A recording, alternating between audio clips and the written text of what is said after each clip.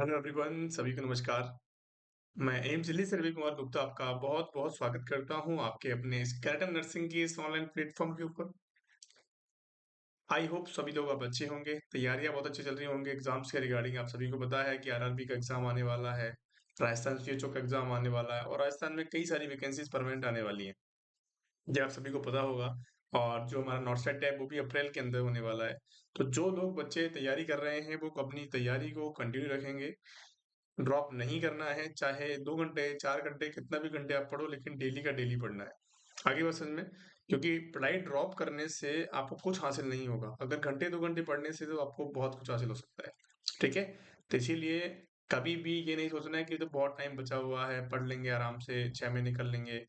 अभी तो 5 महीने बचे हुए हैं, तो पढ़ाई ड्रॉप नहीं करनी है। ठीक है? चलिए, आज की क्लास के अंदर हम कुछ इंपॉर्टेंट टॉपिक के बारे में पढ़ेंगे, जो कि हेमरॉइड्स का रहने वाला है। हमको पता है कि जीईआरडी के हम जितने भी सॉरी डाइजेस्टिव सिस्टम के जितने भी टॉपिक्स हैं, सबको वन बाय वन करके पढ़ते जा रहे हैं। जीईआरडी मैंने आपको पिछली क्लास के अंदर बताया था।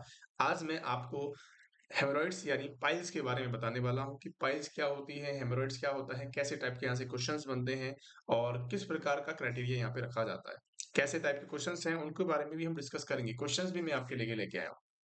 तो पहले हम टॉपिक को समझेंगे, टॉपिक क्या है, फिर उसके बाद हम क्वेश्चन आंसर्स को पकड़ेंगे। ठीक है? आगे बात समझ में? चलिए, क्लास के लास्ट तक बने रहना है ताकि टॉपिक जो है पूरा समझ में आए। किसी भी तरह का लोड नहीं लेना है क्लास को सुनने से पहले। ठीक है? आप अपनी जो भी किताब कॉपी है वो साइड में रख दीजिए। अगर आपको लिखना है तो आप लिखें, और किसी भी तरह का लोड नहीं लेना है दिमाग के अंदर। आप तो ये समझना कि हेमरॉइड्स हमको बिल्कुल नहीं आता है, आज की क्लास में बैठ के ही हम इसको सीख पाएंगे। ठीक है? फुल कंसंट्रेशन के साथ क्लास को देखना है। चलिए, आज एक मोटिवेशनल थॉट के साथ हम क्लास को स्टार्ट करते हैं बच्चों। असफल होना बुरा है, असफल होना बुरा है, लेकिन प्रयास ही न करना मुहावरा है। आई बात समझ में? इसका मतलब इसको जानते हो आप? ये जो बैकग्राउंड में फोटो दी गई है, ये कौन है पता है आपको? पता है बच्चों आपको कौन है ये? ये है दशरथ मांझी। ये बिहार का रहने वाला है। इसकी एक फ़िल्म भी बनी हुई है।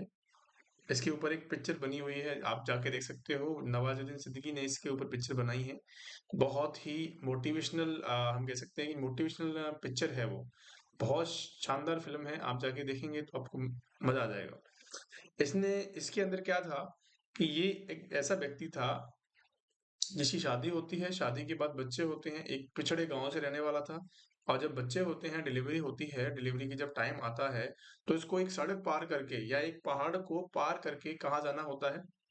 हॉस्पिटल की तरफ जाना होता है। तो वो पहाड़ को पार करते समय इसकी जो वाइफ़ होती है, वो वहाँ से गिर जाती है फिसल के। अब जब फिसल के गिर जाती है तो उसकी बच्चा और वो दोनों ही डेथ हो जाते हैं। उन दोनों की क्या हो जाती है बच्चों? डेथ हो जाती है। और ये अपनी वाइफ़ से बहुत प्यार करता था। इसीलिए इसने क्या किया, उस पहाड़ को तोड़ने का क्या बनाया? अकेले ने इस पहाड़ को तोड़ने का दृढ़ संकल्प लिया और पहाड़ को तोड़ा और उस पे ऊपर रोड बनाया। आज भी ये रोड दशरथ मांझी के नाम से बिहार के अंदर प्रसिद्ध है। ठीक है?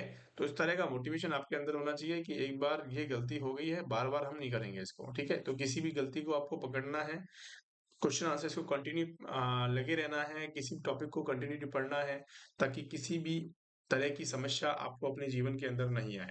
आगे बात समझ में? चलिए, आज की इस क्लास के अंदर हम कुछ इंपॉर्टेंट चीज़ों के बारे में बात करेंगे, जैसे कि आपको पता है हेमरॉइड्स के बारे में हम बात करने वाले हैं। ठीक है? तो हेमरॉइड्स क्या होते हैं उसके बारे में छोटी-सी हेडिंग डालेंगे, हेमरॉइड्स।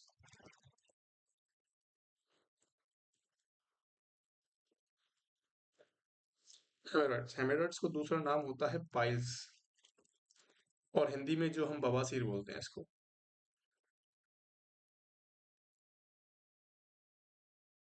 क्या बोलते हैं? हिंदी में बवासीर। जो बवासीर होती है उसको ही हेमरॉइड्स बोला जाता है, पाइल्स बोला जाता है। ठीक है?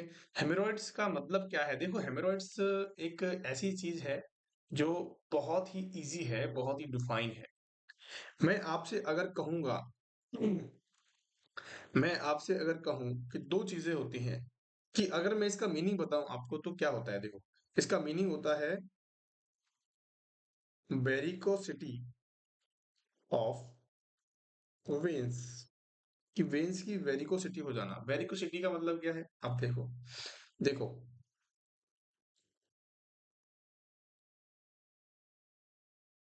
वेरिकोसिटी का मतलब होता है वेन डायलेशन,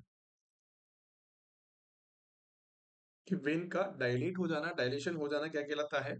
क्या कहलाता है? वेरिकोसिटी कहलाती है। ठीक है। अगर मैं आपसे पूछूं कि सर आर्टरी का डायलेशन क्या कहलाता है? आर्टरी डायलेशन क्या कहलाता है? तो आप क्या जवाब दोगे कि सर आर्टरी का डायलेशन क्या कहलाता है? एन्यूरिज्म कहलाता है। क्या कहलाता है मेरे प्यारे बच्चों? एन्यूरिज्म कहलाता है। ये दोनों क्वेश्चंस हैं, इंपॉर्टेंट हैं, सीएचओ के लेवल के क्वेश्चंस हैं कि आर्टरी का डायलेट हो जाना क्या कहलाएगा? वेरिकोसिटी कहलाएगी। और वेरिकोसिटी जब होती है, अगर एनस की रूप में हो जाती है, एनल वेन के अंदर हो जाती है, एनल वेन के अंदर, एनस के अंदर अगर हो जाती है तो उसको हेमोरॉइड्स का नाम दे दिया। ठीक है। और आर्टरी अगर डायलेट होती है तो उसको एन्यूरिज्म कहते हैं। क्या कहते हैं बच्चों? एन्यूरिज्म कहते हैं। अगर मैं आपसे इसकी फुल डेफिनेशन की बात करता हूं, किसकी डेफिनेशन की? हेमोरॉइड्स की डेफिनेशन की। तो एनल वेन का डायलेशन क्या कहलाता है? हेमोरॉइड्स कहलाता है। तो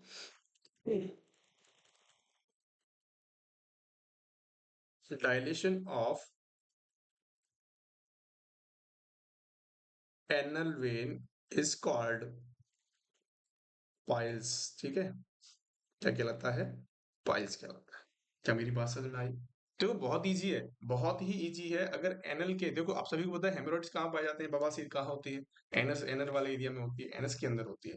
ठीक है। एनस के अंदर क्या होता है कि छोटे छोटे छोटे छोटे रूप के अंदर वेन्स क्या होती है? फूल जाती है। अब जब वेन फूल जाती है तो उसके कारण भी होते हैं कि किस कारण फूलती है, उसका कारण भी हम पढ़ेंगे, है ना? और जब फूल जाती है तो वो क्या करती है? जलन महसूस करती है।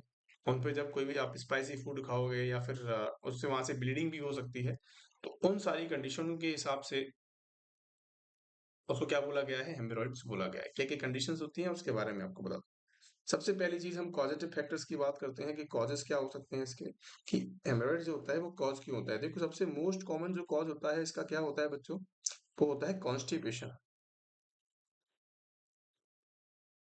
आई बात समझ में? उसका सबसे मेन कारण क्या होता है? कॉन्स्टिपेशन। कॉन्स्टिपेशन क्या होता है?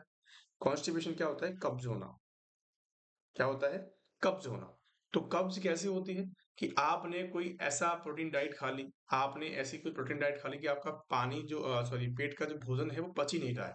पच ही नहीं रहा है, आप फ्रेश होने में टाइट टाइट जा रहे हो, या फिर आपको स्टूल पास करने में बहुत समस्या आ रही है, हार्ड स्टूल आ रहा है। तो उस कंडीशन के अंदर आपको क्या देखने को मिलेगा? हेमोरॉइड्स की कंडीशन देखने को मिलेगी, क्योंकि कॉन्स्टिपेशन में आपको क्या लगाएंगे? फोर्स लगाओगे। आप जब भी करोगे, आप भी जब भी स्टूल पास करने की कोशिश करोगे तो फोर्सफुली करने की कोशिश करोगे। जब फोर्सफुली करते हो तो पोर्टल वेन का प्रेशर बढ़ता है, और जब पोर्टल वेन का प्रेशर बढ़ता है तो एनल वेन के ऊपर प्रेशर पड़ेगा। एनल वेन प्रेशर पड़ेगी तो क्या हो जाएगी? प्रेशर पड़ेगा तो क्या हो जाएगी बच्चों? फूल जाएगी। और जब फूल जाएगी तो उस कंडीशन को क्या कहते हैं हम? हेमोरॉइड्स का नाम लेते हैं। आगे बात समझ में? चलिए, सबसे मोस्ट कॉमन है, ये एग्जाम में काफी दफा पूछा गया है कि क्या पाइल्स का कॉज होता है? Most common. तो मोस्ट कॉमन कॉज आपको बताना है क्या होता है मेरे प्यारे बच्चों? कॉन्स्टिपेशन का नाम लेना है। बाकी अदर फैक्टर्स भी होते हैं, बहुत इंपॉर्टेंट है। अदर फैक्टर्स के बारे में मैं आपको बताता हूँ। आप जब घोड़ा की राइड करते हो, हॉर्स राइडिंग, आप जब घोड़े पे बैठ के टिकड़िक टिकड़िक करते हो, जब उस पे बैठ के जाते हो, तो घोड़ा तो अपने हिसाब से भगता है, आपको उछालेगा, फिर आपको बैठाएगा, उछालेगा, बैठाएगा, उछालेगा, बैठाएगा, उछालेगा, बैठाएगा। इस तरह से चलता है ना घोड़ा। अब कोई बैठा हो तो उसको को रिलेट कर पा रहा होगा कि जब घोड़े पे बैठते हैं, मैं बैठा हुआ घोड़े पे, इसलिए मुझे पता है। तो उससे क्या होता है कि एनल ब्रेन पे प्रेशर पड़ता है, और प्रेशर की वजह से ये कंडीशन अराइज हो सकती है। बाइसिकल राइडिंग,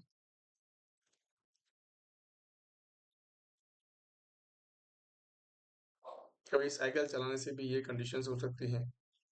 लिवर फेलियर की कंडीशन में हो सकती है, क्योंकि लिवर फेलियर के अंदर कॉन्स्टिपेशन की समस्या आपको रहेगी।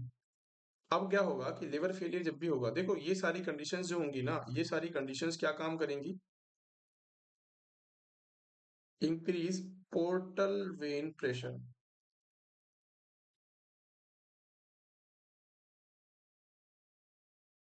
ये सारी कंडीशंस क्या करेंगी? पोर्टल वेन के प्रेशर को बढ़ाएगी। और जब भी पोर्टल वेन का प्रेशर बढ़ता है तो क्या होगा? क्या होगा? एनल वेन पे प्रेशर पड़ेगा। एनल वेन्स पे क्या पड़ेगा? Increase anal when pressure.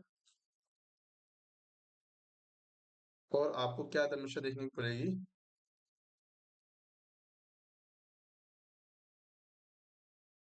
Hemorrhoids की समस्या आपको देखने को मिल जाएगी। क्या मिल जाएगी आपको? हेमोरॉइड्स की समस्या आपको देखने को मिल जाएगी। बहुत ईज़ी है, इसके अंदर कुछ नहीं करना है।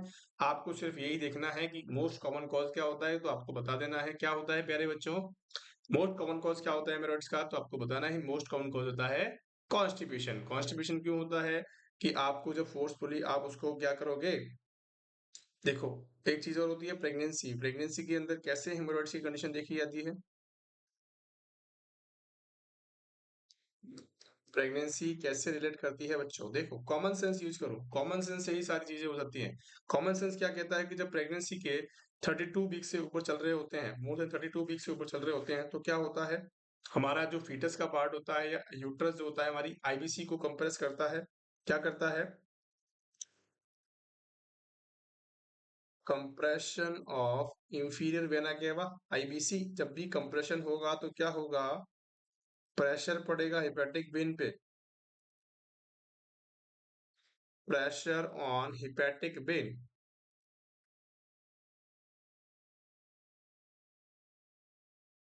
पोर्टल वेन बेटा एक ऐसी वेन होती है, पोर्टल वेन जो होती है वो एक ऐसी वेन होती है जो सबका ड्रेन अपने पास रखती है, सबका ड्रेन अपने पास लाती है, ठीक है? बड़ी वेन होती है। अब प्रेशर कहाँ पे पड़ रहा है? हेपेटिक वेन पे पड़ रहा है, तो हेपेटिक वेन का प्रेशर क्या इंक्रीज करता है? Increase portal vein pressure. आपको ज्यादा याद रखने की जरूरत नहीं है, आपको सिंपल सी बात याद रखने की जरूरत है। अगर एग्जाम में पूछा जाता है कि पोर्टल वेन का प्रेशर बढ़ेगा तो आपको हेमोरॉइड्स की कंडीशन देखने को मिल सकती है। क्या मेरी बात समझ में आ गई है? बहुत बढ़िया। अब जो इसके बारे में पढ़ेंगे, अब और कुछ डाइट्स के बारे में पढ़ते हैं कि आपने अगर रात को खाना अच्छा खाया है, स्पाइसी डाइट ली है, अगर आपने स्पाइसी डाइट ले ली है बच्चों, तो सुबह तो आपको परेशानी होने ही वाली है। इसीलिए कहते हैं कि ज़्यादा तला हुआ नहीं खाना चाहिए, ज़्यादा मिर्च का नहीं खाना चाहिए, ठीक है? लेकिन हमको तो आदत है, तो हाई स्पाइसी डाइट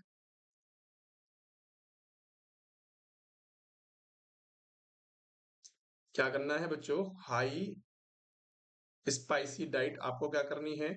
अवॉइड करनी है। ऐसा खाने से भी क्या हो सकता है? हेमोरॉइड्स की कंडीशन हो सकती है। अगर लगातार कोई बंदा स्पाइसी डाइट खाता है, अगर लगातार कोई बंदा स्पाइसी डाइट खाता है, तो उस कंडीशन के अंदर उसको हेमोरॉइड्स की कंडीशन देख 1 दिन से 2 दिन से नहीं होगा, वो सालों भर से खा रहा है, महीने भर से खा रहा है, तो उस कंडीशन के अंदर ये कंडीशन देखी जाती है।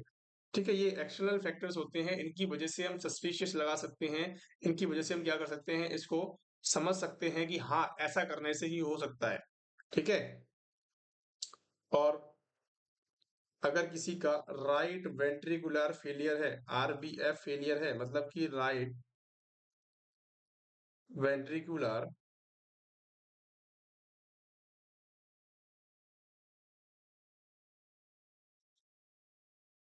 अगर किसी का राइट वेंट्रिकल फेल है, तो उस कंडीशन की वजह से भी क्या हो सकता है? क्योंकि इसके अंदर क्या होगा कि प्रेशर पड़ेगा कहाँ पे? तो प्रेशर ऑन आईबीसी, आईबीसी पे प्रेशर पड़ेगा। आईबीसी क्या होती है? Inferior vena cava. Inferior vena cava तो मैंने आपको बताया था हेपेटिक वेन पे प्रेशर डालेगी। हेपेटिक वेन पे प्रेशर पड़ेगा, पड़ेगा या नहीं पड़ेगा? हेपेटिक वेन पे प्रेशर पड़ेगा भैया। और जब इस पे प्रेशर पड़ेगा तो क्या हो जाएगा? Increase portal vein pressure.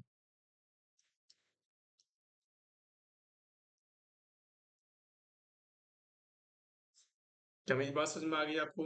कि प्रेशर अल्टीमेट कहाँ पड़ना है? पोर्टल वेन पे, क्योंकि पोर्टल वेन ही आगे जाके सप्लाई करती है। क्या मेरी बात समझ में आ गई है ये बातें? ये बातें जो मैंने आपको कॉजेटिव फैक्टर्स के रिगार्डिंग बताई हैं, ये बातें समझ में आ गई हैं?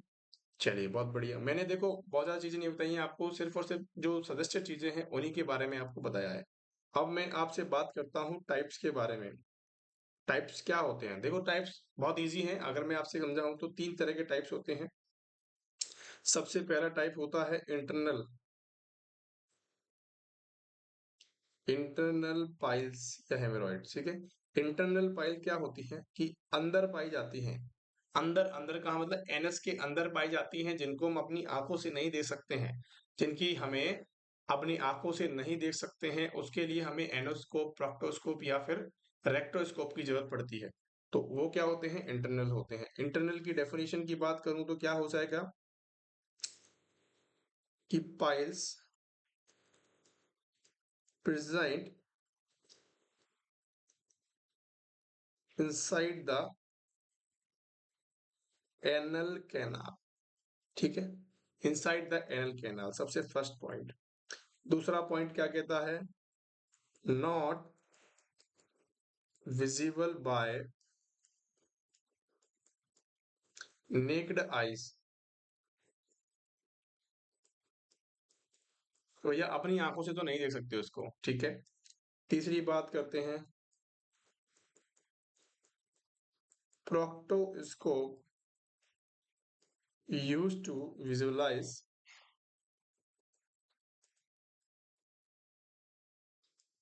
To varicosity, visualise the varicosity.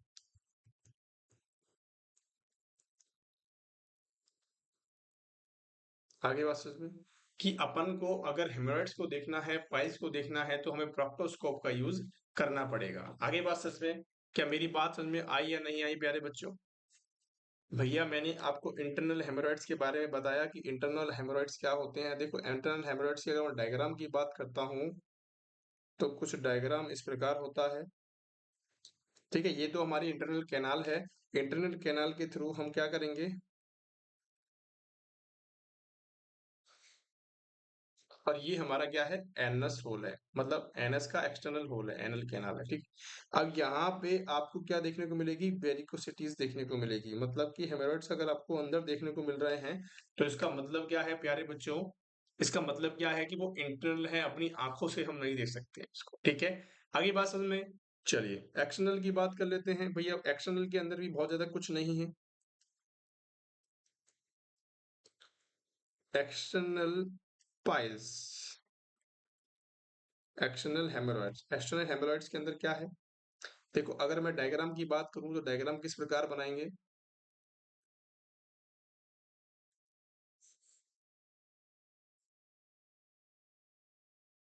Diagram क्या है बच्चों? डायग्राम के अंदर एनल कैनाल पे ही रखे होते हैं। डायग्राम के अंदर क्या है कि इस एनल कैनाल के ऊपर ही रखे होते हैं, देखो इस प्रकार से। तो इनको हम अपनी आंखों से देख सकते हैं। ठीक है, इसको हम अपनी आंखों से देख सकते हैं, जो कि बाहर की साइड प्रेजेंट होते हैं। ज्यादा इसके अंदर हम कुछ नहीं करेंगे भैया। जो चीजें हमने उसके अंदर लिखी हैं उसी को हम अपोजिट कर सकते हैं। देखो, वेरिकोसिटी प्रेजेंट आउटसाइड या and part of anal canal. मतलब कि एनल कैनाल के आउटसाइड में प्रेजेंट होती है, और या फिर हम कह सकते हैं कि वो एकदम एनल कैनाल के एंड पार्ट पे प्रेजेंट होती है, जिससे हम क्या कर सकते हैं? इट इज, या फिर हम कह सकते हैं visible by naked eyes.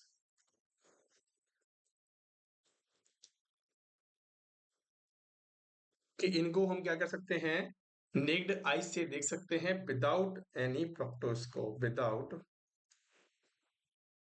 Any proctoscope. आगे बात समझ में। मैंने आपको क्या क्या चीजें बताई यहाँ पे? एक्सटर्नल के बारे में बताया, इंटरनल के बारे में बताया।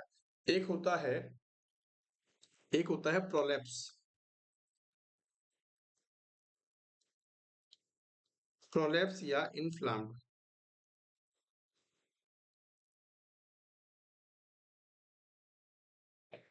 मतलब कि प्रोलेप्स का मतलब तो आप सभी को पता है कि प्रोलेप्स का मतलब होता है कि लटक जाना, अपनी चीज जगह से हट जाना। क्या कहलाता है? प्रोलेप्स कहलाता है। इन्फ्लाम्ड कहलाता है। जैसे कि इसका डायग्राम में देखेंगे हम। इसका डायग्राम बहुत इजी है।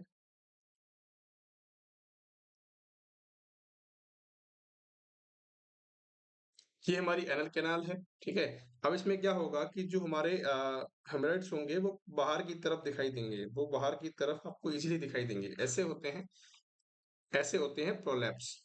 ठीक है, मतलब जो अंदर से है लेकिन वो बाहर लटक गए हैं, उसको क्या कहते हैं? प्रोलैप्स कहते हैं। अगर मैं आपसे बात करूं तो वेरिकोसिटी ऑफ वेन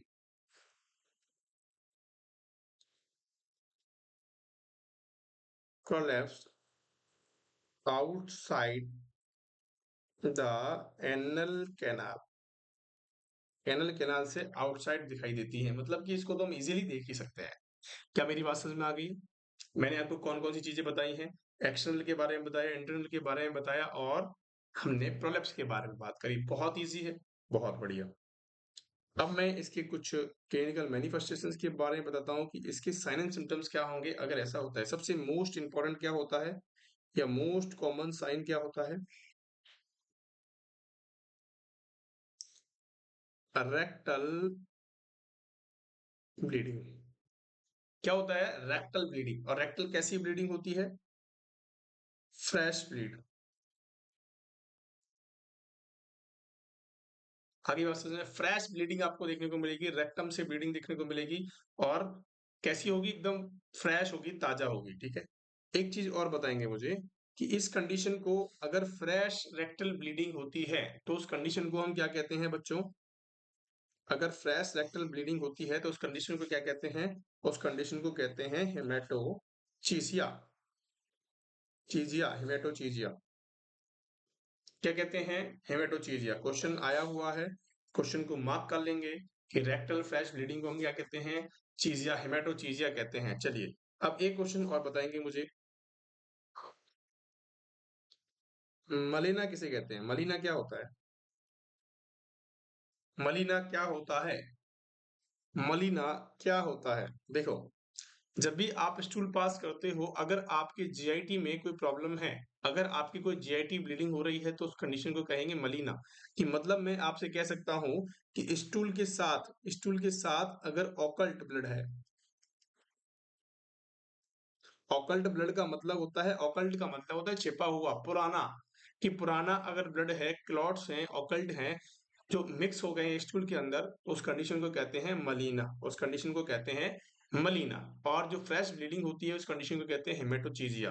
ये दोनों के दोनों क्वेश्चंस एग्जाम के हैं, बहुत इंपॉर्टेंट हैं, लिख लेना। ठीक है। एक और होता है मिकोनियम करके।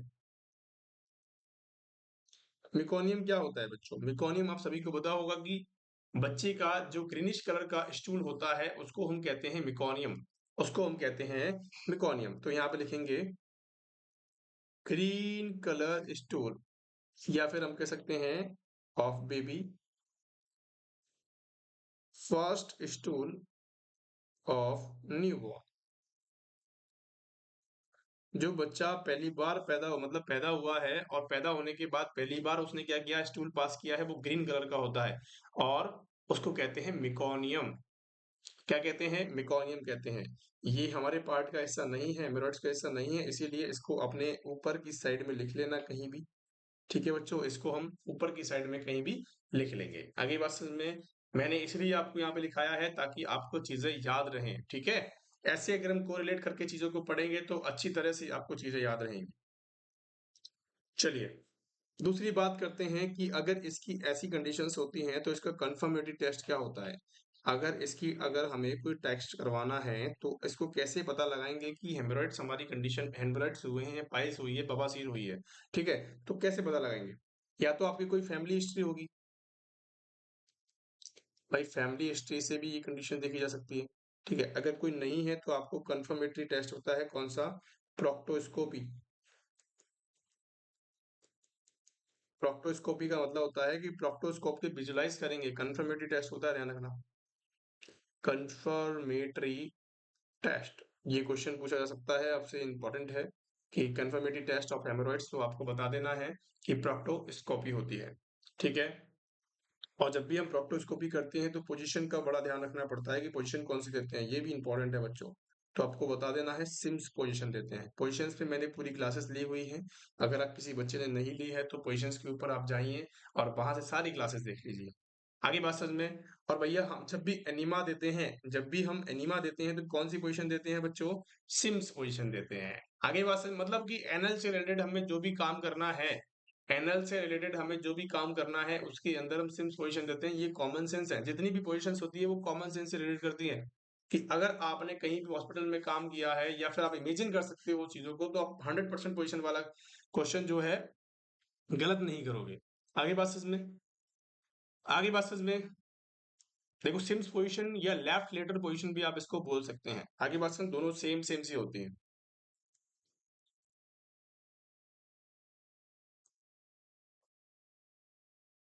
आई बात समझ में नहीं आई? चले भैया अगली तरफ। चलिए बहुत बढ़िया। अगर इसके ट्रीटमेंट की बात करें तो सर ट्रीटमेंट क्या होगा, कि ट्रीटमेंट क्या कर सकते हैं भैया, तो आपको क्या कर सकते हो, use the topical ointment. Topical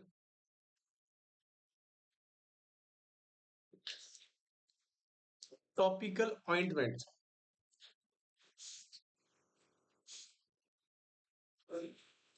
on varicose vein. Varicose जो वेन होती हैं उन पे टॉपिकल ऑइंटमेंट आप लगा सकते हो। जब भी अपॉइंटमेंट लगाते हो, ये कैसा होता है, एनेस्थेटिक एजेंट्स होता है। कैसा होता है मेरे प्यारे बच्चों, एनेस्थेटिक एजेंट होता है पेन को कम करने के लिए, मतलब कि डिक्रीज पेन, कि पेन को कम करने के लिए आप इस टॉपिकल ऑइंटमेंट को आप लगा सकते हो एनल वाले एरिया के अंदर, कि पेन होता है इसकी वजह से हम क्या कर सकते हैं, इसको लगा सकते हैं। जिसकी जिसका नाम होता है, अगर आपसे कोई पूछे विच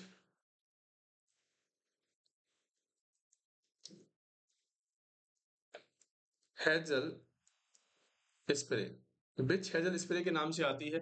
विच हेजल स्प्रे कहाँ लगाते हैं, टॉपिकल ऑइंटमेंट होता है, स्प्रे टाइप की होती है, जिसको हम कहाँ लगाते हैं, हमारी वेरिकोस वेन पे, हेमोरॉइड्स के ऊपर लगाते हैं, ताकि हमारा पेन जो है वो सबसाइड हो जाए, ताकि हमारा जो पेन है वो कैसा हो जाए बच्चों, सबसाइड आपको देखने को मिल जाए। दूसरी बात हम करते हैं कि आपको use stool softeners, use stool softeners कौन कौन से होते हैं, जैसे कि हम बात करें डल्कोफ्लेक्स,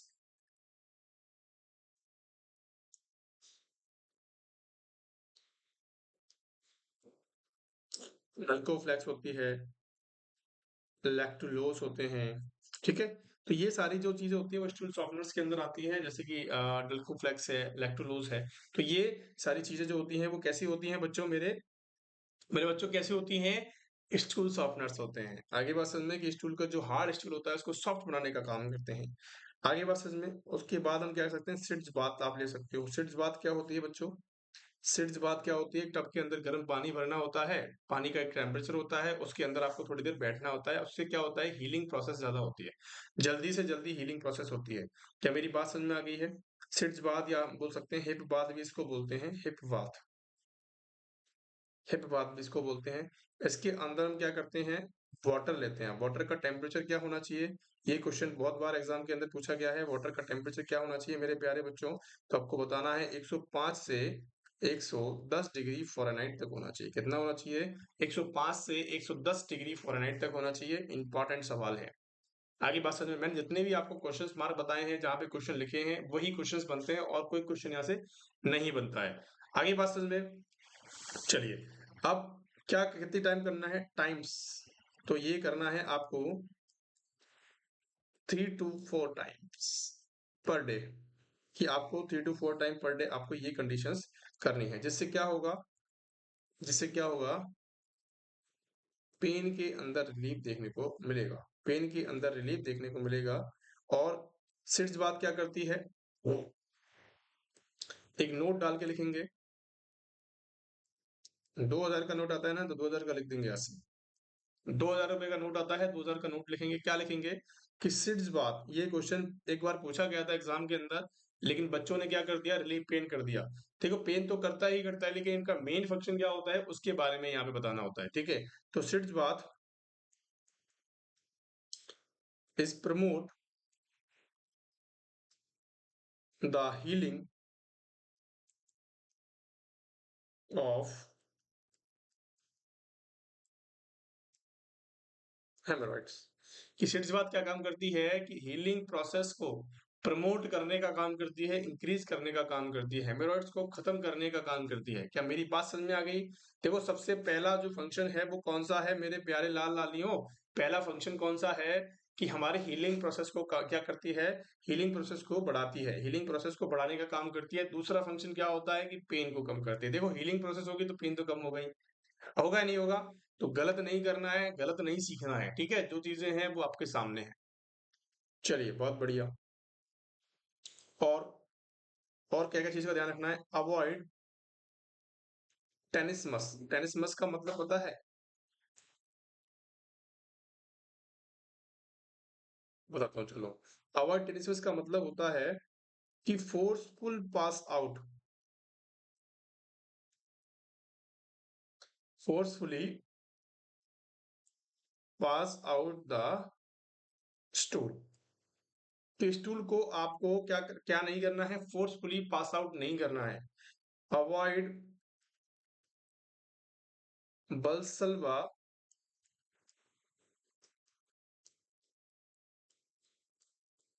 मैन्युअर। बलसलवा मैन्युअर क्या होता है कि आपने क्या किया है, जैसे आप दम लगाते हो ना, दम लगाते, दम कैसे लगाते हैं, अपनी सांस को रोक के ऐसे टाइप, तो वो दम नहीं लगाना है, ठीक है। उससे क्या होता है कि रप्चर होने के चांसेस होते हैं और ब्लीडिंग होने के चांसेस भी बहुत ज्यादा होंगे।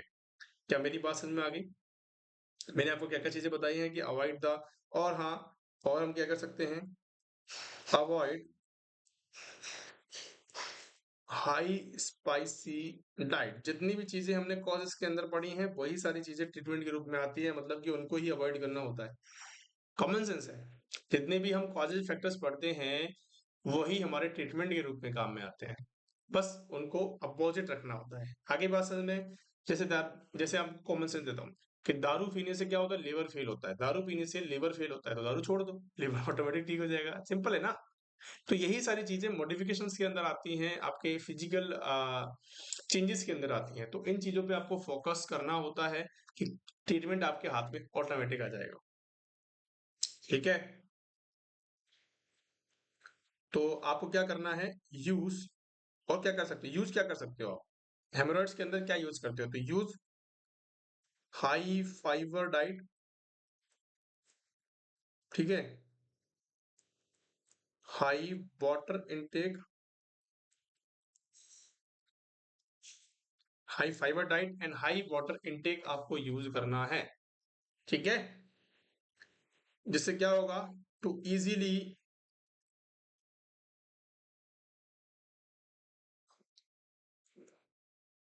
Easily pass out the, to easily pass out the stool, stool को आप इजीली पास आउट कर सकते हो। आगे बात समझ में? चलें? चलिए भैया, अगर मैं इसकी, चलो ये तो हमारा ट्रीटमेंट हो गया, मेडिकल आपने तरीके से बता दिया है, लेकिन इसकी अगर मैं बात करूं कि परमानेंट ट्रीटमेंट क्या होता है, तो सर्जरी होती है बच्चों। परमानेंट ट्रीटमेंट क्या होता है, सर्जिकल ट्रीटमेंट, कि उसको या तो काट के फेंकेंगे, ठीक है, उसको काट के फेंकना ही क्या होता है। अब किन किन तरीकों से इसका सर्जिकल ट्रीटमेंट किया जाता है उसके बारे में मैं आपको बताता हूँ। सबसे पहला,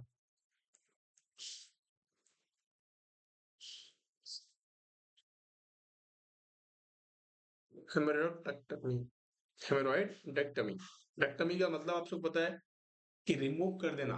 क्या कर देना बच्चों, रिमूव कर देना, उनको काटना, उनको फेंक देना, ठीक है। तो इसमें क्या होगा कि removal of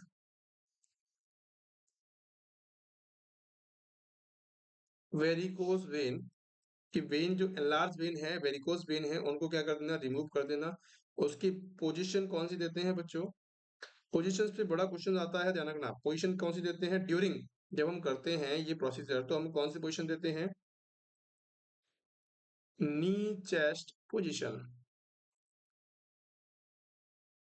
knee chest position का दूसरा नाम भी होता है, आप कमेंट करके मेरे को बताइए, अगर नहीं पता है तो आप मेरे से कमेंट करेंगे कि सर हमें नहीं पता है, ठीक है।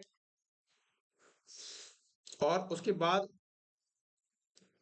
आफ्टर हेमरोइडेक्टमी, आफ्टर कौन सी पोजीशन देते हैं, हेमरोइडेक्टमी करने के बाद कौन सी पोजीशन देंगे, इसे सुपाइन देंगे, क्या प्रॉन देंगे। कॉमन सेंस वाली बात है बच्चों, अगर हमने सुपाइन देंगे तो ब्लीडिंग कैसे रुकेगी, तो प्रॉन पोजीशन देंगे, पेन होगा बच्चे को।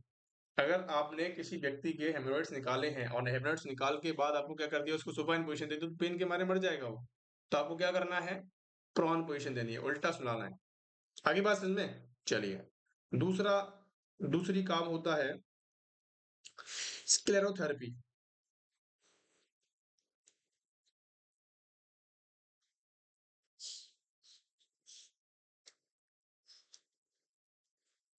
Sclero,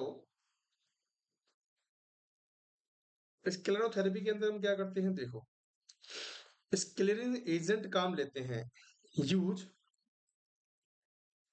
sclerosing use sclerosing agent, sclerosing agent का यूज करते हैं। एंड यूज करने के बाद क्या करते हैं, ये क्या काम करता है sclerosing agent? To constrict the vein, कि जो वेरिकोस वेन है, जो एनलार्ज वेन है, उनको कॉन्स्ट्रिक्ट करने का काम करेगा। ठीक है, अब मैं आपकी बात करता हूं कि कौन कौन से एजेंट्स होते हैं। एग्जाम्पल की बात करें तो जैसे कि हाइपरटोनिक सॉल्यूशन होता है, हाइपरटोनिक सलाइन होता है। हाइपरटोनिक सलाइन कौन सा होता है बच्चों? 3% NS, मोस्ट इंपॉर्टेंट यूज होता है। ठीक है, आगे बात समझ में। एक होता है क्रायो, तीसरा क्रायोथेरेपी या क्रायो सर्जरी। क्रायो सर्जरी के अंदर क्या करते हैं देखो, use freezing agent, use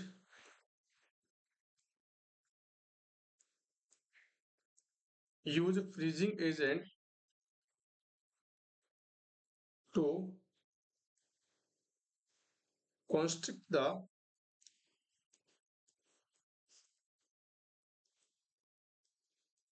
varicose vein, कि वेरिकोस वेन को क्या करने के लिए, कॉन्स्ट्रिक्ट करने के लिए हम क्या करते हैं, क्रायो सर्जरी का यूज भी कर सकते हैं। उनको फ्रीज कर देते हैं, और फ्रीज करने के बाद वो क्या हो जाते हैं, कैसे हो जाते हैं, कॉन्स्ट्रिक्ट हो जाते हैं, सिकुड़ जाते हैं, और सिकुड़ने के बाद आप क्या कर सकते हो, उनको रिमूव कर सकते हो। ठीक है, अब एग्जाम्पल की बात करें कौन कौन से क्रायो एजेंट्स होते हैं, क्रायो एजेंट्स की बात करें या फ्रीजिंग एजेंट्स की बात करें तो सबसे पहली होती है nitrous oxide.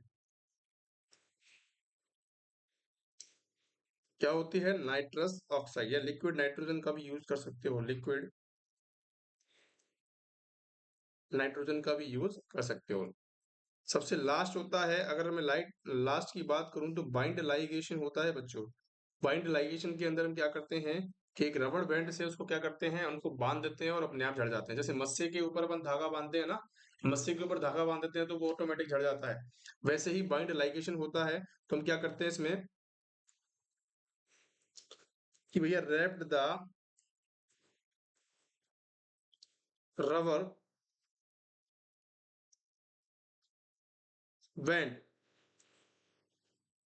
Around the varicose when,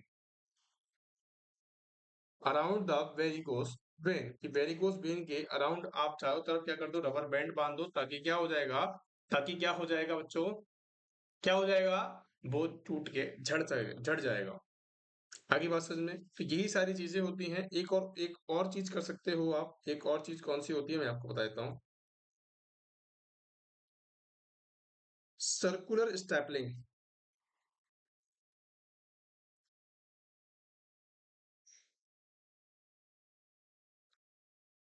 जैसे आप स्टेपल करते हो ना अपनी कॉपी किताब को, वैसे ही चारों तरफ से इसको स्टेपल कर दिया जाता है। और जब स्टेपल करते हो तो उस कंडीशन के अंदर ब्लड सप्लाई नहीं होती है, तो फेल हो जाती है वो। क्या होता है, pinch the varicose when in circular motion. कि सपोज दैट, जैसे कि मैं आपसे बताता हूँ कि ये हमारा हेमोरॉइड्स है। ठीक है, अब आप इसके चारों तरफ क्या कर दोगे, पंच कर दोगे छोटा छोटा। जैसे ये कनेक्टेड है हमारी वेन से, हमारी जो भी है पार्ट से, तो अब इसको अगर आपने क्या कर दिया, इसके अंदर सर्कुलर वे में क्या कर दिया आपने, पंच कर दिया, तो उस कंडीशन के अंदर क्या देखने को मिलेगी आपको, क्या देखने को मिलेगा मेरे प्यारे बच्चों, कि वहां से वो झड़ने की प्रोसेस में आ जाएगा। क्या मेरी बात अब तक पहुंच गई है? ये सारी चीजें जो हेमरॉइड्स के रिगार्डिंग मैंने आपको बताई हैं, बस इतनी ही प्रोसेस है। अगर मैं आपसे एक चीज की बात करूं, कि एक चीज मैं आपको बात करूं कि सर आपने बताई हमें ये थेरेपीज बताई हैं, इनके अंदर आपको ज्यादा नहीं घुसना है, जितना मैंने आपको बताया है उतना ही आपको पढ़ना है। क्योंकि सर्जन हम नहीं है, हम सिर्फ नर्सिंग स्टाफ है। हम सर्जन नहीं है, हमें सिर्फ इतना ही जानना होता है। ठीक है, सर्जरी आप कैसे करते हैं वो आपको जानने की जरूरत नहीं है। आपको सिर्फ क्या क्या चीज जानने की जरूरत है, कि हमें हेमोरॉइड्स के अंदर कौन कौन सी चीजों का ध्यान रखना है, हेमोरॉइड्स ना होने मतलब कॉजेज को आपको पता होना चाहिए, ट्रीटमेंट आपको पता होना चाहिए, कौन सी चीजें इसका कंफर्मेटी टेस्ट होता है उसके बारे में आपको पता होना चाहिए। तो इन सारी चीजों के बारे में मैंने आपको बता दिया है। जिसको भी नोट्स बनाने हैं वो बना लेना।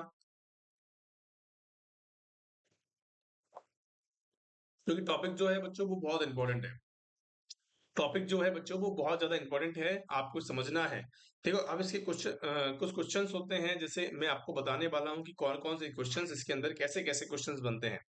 जितने भी क्वेश्चंस मैंने आपको पढ़ाए हैं ना बच्चों, वही सारे क्वेश्चंस क्या क्या होते हैं, ले देके वही सारे क्वेश्चंस एग्जाम के अंदर पूछे जाएंगे। तो किसी भी क्वेश्चन को छोड़ना नहीं है, किसी भी टॉपिक को नहीं छोड़ना है, ताकि हमें रिग्रेट ना हो कि हमने वो टॉपिक नहीं छोड़ा, वो टॉपिक हमने छोड़ दिया है इसीलिए हमारा सिलेक्शन नहीं हुआ। ठीक है। सबसे पहला क्वेश्चन आपके स्क्रीन पर ये रहा। देखो, a patient with the hemorrhoids and ask, एक पेशेंट है जिसको हेमोरॉइड्स की कंडीशन है, and ask the nurse and cause the problem. वो क्या पूछ रहा है? आप पूछता है कि ये कॉज, इसका प्रॉब्लम का कॉज क्या है। तो the nurse explain between that generally regent form, मतलब कि इसके अंदर सिंपल सी लैंग्वेज के अंदर ये पूछा गया है कि कॉज ऑफ प्रॉब्लम, मतलब कि कॉज ऑफ हेमोरॉइड्स, कि हेमोरॉइड्स का कॉज क्या है। क्या कह रहा है? स्पाइसी ईटिंग फूड, मतलब कि ईटिंग स्पाइसी फूड्स होते हैं, डायबिटिक कंडीशंस होती हैं, हाइपरटेंशन की वजह से होता है, या कॉन्स्टिपेशन की वजह से होता है।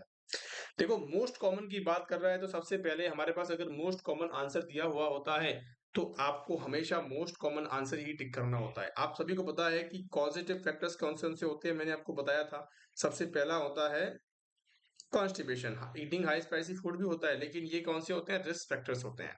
आगे बात समझ में? तो मोस्ट कॉमन कॉज कहाँ जाएगा? कॉन्स्टिपेशन की तरफ चला जाएगा। आई या नहीं आई बात समझ में मेरे बच्चों? मेरी बात आपको समझ में आई या नहीं आई? चलिए दूसरे क्वेश्चन की तरफ चलते हैं। दूसरा क्वेश्चन ये रहा। A patient has just return from the post anesthesia care after hemorrhoidectomy. भैया हेमोरेक्टमी हुई है, उसकी हेमोरॉइड्स को बाहर निकाला गया है, and his procto is post operative order include sitz bath every morning की। उसके जो ऑर्डर्स में लिखा हुआ है कि उसको एक क्या करनी है? सिस्ट बाथ लेनी है। सिस्ट बाथ कहाँ लेंगे? मॉर्निंग के अंदर, कि मॉर्निंग के अंदर उसको एक सिर्फ बात लेनी है। द नर्स अंडरस्टैंड सिर्फ बात इज नेसेसरी टू, किसके लिए नेसेसरी होती है? मैंने आपको बताया था, मैंने आपको बताया था कि कौन कौन सी कंडीशंस इसके अंदर अराइज होती हैं। जब जब सिर्फ बात मैंने आपको बताया था कि सिर्फ बात जो होती है वो किस चीज के लिए इंपॉर्टेंट होती है, ये क्वेश्चन पूछा गया है। ये क्वेश्चन पूछा गया है। तो काफी बच्चे क्या करेंगे भैया? रिड्यूस पेन, की पेन को कम करने के लिए यूज करते हैं, लेकिन नहीं ऐसा बच्चा, ऐसा नहीं होता है। टेंशन का कोई काम नहीं है, बॉडी टेम्परेचर को लो करने का काम कोई नहीं है। प्रमोट हीलिंग, जिस भी बच्चे ने सी आंसर दिया है करेक्ट आंसर है। जिस भी बच्चे ने सी आंसर दिया है करेक्ट आंसर है, क्योंकि सिर्फ बात हम क्या करते हैं? हीलिंग को प्रमोट करने के लिए करते हैं। कब? किसको? हेमोरेक्टमी करने के बाद जब भी हम हेमोरेट्स को निकालते हैं उसके बाद हम क्या करते हैं? सिट्स बाथ लेते हैं। और सिट्स बाथ का टेम्परेचर मैंने आपको बताया, तो उसके अंदर क्या नोट करके मैंने क्या लिखाया था कि प्रमोट द हीलिंग, कि हीलिंग को प्रमोट करने के लिए हम क्या करते हैं? सिट्स बाथ का यूज करते हैं, ना कि पेन को रिलीव करने के लिए। ऑटोमेटिक ही समझ में आ जाएगी चीजें जब आप पढ़ोगे।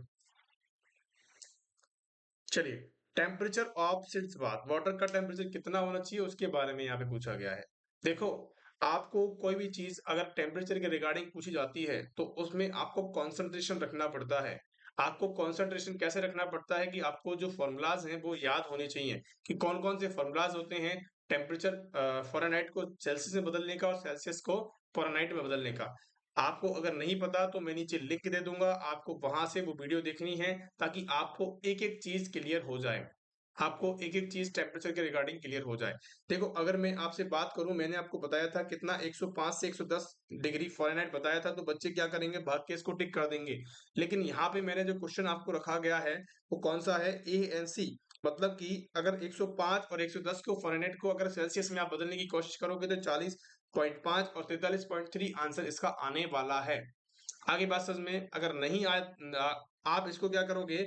उस वीडियो को जाके देखोगे, नीचे लिंक दिया हुआ है, आप उस वीडियो को जाके देखोगे, आपको ऑटोमेटिक सारी चीजें समझ में आ जाएगी। आई या नहीं आई मेरी बात समझ में? यहाँ तक कि क्लास में किसी को डाउट है बच्चों? चलिए अगले क्वेश्चन की तरफ चलते हैं। सबसे पहले क्वेश्चन देखते हैं। Sitz bath is given for which of the following, कि सिट्स बाथ जो होती है वो कौन कौन से पेशेंट्स को दी जाती है? कौन से पेशेंट को दी जाती है? क्या कौन बताएंगे फटाफट से। कॉलीसिस्टेक्टमी करने करने के बाद जो पेशेंट आता है उसको देते हैं, या मेस्टोइडेक्टमी करते हैं जब कर देते हैं, अपेंडिक्स जब अपन का अपेंडिक्स निकालते हैं तब देते हैं, या हेमरोइड्स निकालते हैं तब देते हैं। बहुत इजी है। हेमरोइड्स को निकालने के बाद ही हम क्या देते हैं बच्चों, सिट्स बात देते हैं। आगे बात समझ में। सिट्स बात का पर्पस क्या है, प्रमोट हीलिंग, हीलिंग को प्रमोट करने के लिए करते हैं। अब चलिए एक चीज और बताता हूँ मैं आपको, बहुत इंपॉर्टेंट है, इमेजेस क्वेश्चन से बहुत बार पूछा गया है कि काफी बच्चों के दिमाग में ये सवाल होता है कि सर एनोस्कोप भी हमने पढ़ा हुआ है, प्रोक्टोस्कोप भी हमने पढ़ा हुआ है, रेक्टोस्कोप भी हमने पढ़ा हुआ है, तो तीनों कैसे होते हैं। काफी बच्चों के सवाल होते हैं। तीनों तीनों बेटा एक जैसे ही होते हैं, सिर्फ और सिर्फ लेंथ के अंदर इनका फर्क होता है।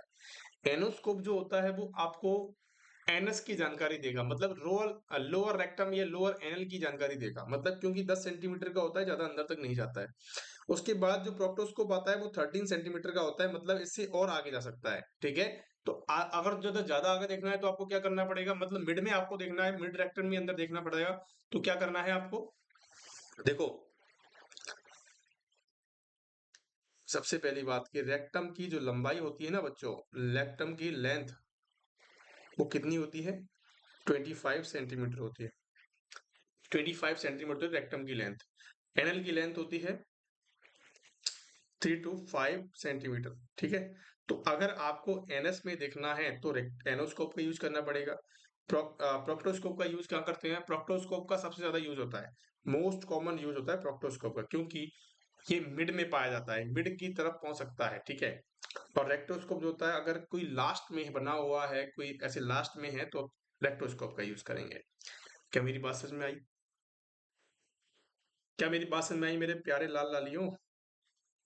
यहाँ तक की क्लास के अंदर किसी को कोई डाउट है, अगर किसी को भी कोई डाउट है तो बच्चों कमेंट बॉक्स के अंदर कमेंट करेंगे, हमारे सपोर्टिव नंबर्स पे आप कॉल करेंगे। सपोर्टिव नंबर्स हमारे हैं 9057064291। ये हमारे सपोर्टिव नंबर्स हैं, आप इन पे कॉल मैसेज करके आप क्या कर सकते हो, अपने डाउट को क्लियर कर सकते हो। और एक हमारा व्हाट्सएप चैनल भी चलता है, और आप इस पे कमेंट करोगे, इस पे मैसेज करोगे व्हाट्सएप पे, तो आपको उसके अंदर भी जोड़ा जाएगा, जहां पे डेली बेसिस पे क्वेश्चन आंसर्स को डील किया जाता है। आगे बात समझ में। तो आज का जो क्वेश्चन आंसर्स का सेशन है वो आई होप अच्छा रहा होगा। आज की क्लास हमारे लिए बहुत बेनिफिशियल रही होगी आपके लिए। Thank you so much for being there. इसी तरह पढ़ते रहें और बढ़ते रहें। क्लास पसंद आई हो तो प्लीज अपने दोस्तों के साथ शेयर करेंगे और लाइक करेंगे, सब्सक्राइब करेंगे चैनल को। Thank you so much for being there.